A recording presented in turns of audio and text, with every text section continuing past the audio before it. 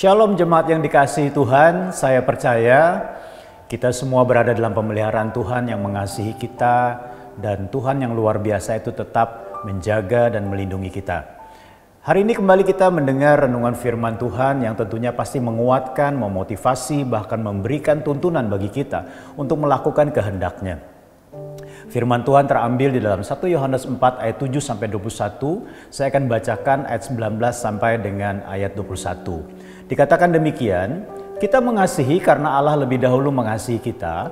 Jikalau seorang berkata, aku mengasihi Allah dan ia membenci saudaranya, maka ia adalah pendusta. Karena barang siapa tidak mengasihi saudaranya yang dilihatnya, tidak mungkin mengasihi Allah yang tidak dilihatnya. Dan perintah ini kita terima dari Dia, barang siapa mengasihi Allah, ia harus juga mengasihi saudaranya. Saudara yang kasih dalam Tuhan, saya percaya firman Tuhan ini diucapkan oleh seorang yang bernama Yohanes. Dianggap sebagai salah satu rasul yang paling dekat dengan Kristus. Dan saya percaya selama hidupnya sebagai rasul Kristus, orang yang dekat sekali dengan Yesus, Yohanes juga merasakan kasih Tuhan yang begitu luar biasa.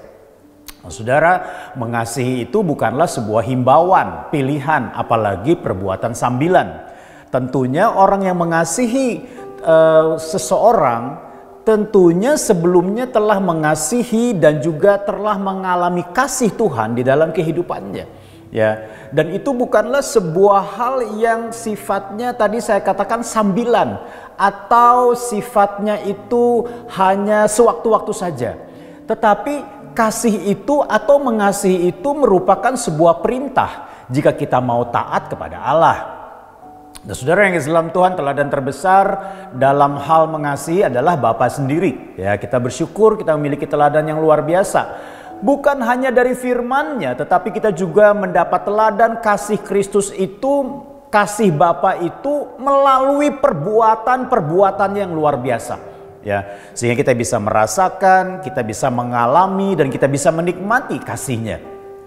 Dari apa yang dilakukannya bagi kita, paling tidak kita bisa belajar dan meladani dua hal yang Bapa ajarkan melalui perbuatan kasih-Nya dalam kehidupan kita. Yang pertama adalah mengasihi itu mendahului. Apa maksudnya ini? Mari kita baca dulu terlebih dahulu ayat firman Tuhan. Di dalam ayat yang ke-10 dari 1 Yohanes pasal 4 dikatakan begini. Inilah kasih itu, bukan kita yang telah mengasihi Allah, tetapi Allah yang telah mengasihi kita dan yang telah mengutus anaknya sebagai pendamaian bagi dosa-dosa kita. Artinya apa? Bapa yang meneladankan, mengasihi, dan Dia tidak menunggu tetapi berinisiatif untuk melakukan kasih itu terhadap kita semua. Saudara yang kasih dalam Tuhan, Dia tidak menentukan syarat yang mustahil untuk bisa kita terima, untuk bisa kita lakukan sehingga kita bisa mengasihi Dia terlebih dahulu, tidak. Tetapi Dia mengasihi kita terlebih dahulu. Dia punya inisiatif untuk mengasihi kita terlebih dahulu. Sehingga apa? Semua orang punya kesempatan yang sama untuk mengalami kasih Tuhan. Wah, luar biasa sekali saudara. Ya, sehingga apapun yang menjadi latar belakang dan keadaannya tidak menghalangi Bapa untuk mengasihi Dia. Inisiatif melakukan tindakan kasih penting diteladani dan menjadi motivasi kita dalam mengasihi. Seperti yang dikatakan oleh Yohanes di dalam ayat 19. Mari kita lihat bersama-sama. Kita mengasihi, perhatikan, karena Allah lebih dahulu mengasihi kita. Puji Tuhan.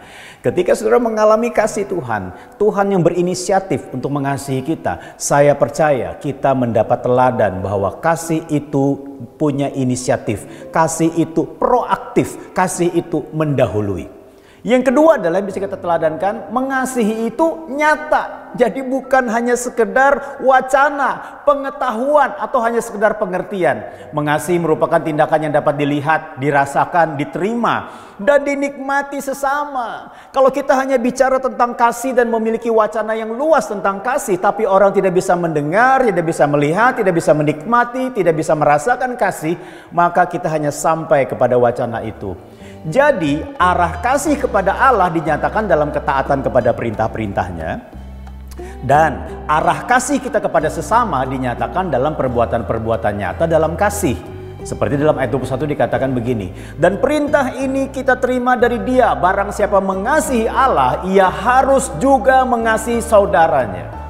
Saudara yang kasih dalam Tuhan, jika hari ini saudara sedang kecewa, marah, dan mendapat perlakuan buruk, belajarlah mendahului untuk mengampuni, melepaskan berkat, dan tidak lagi memperhitungkan kesalahan orang lain.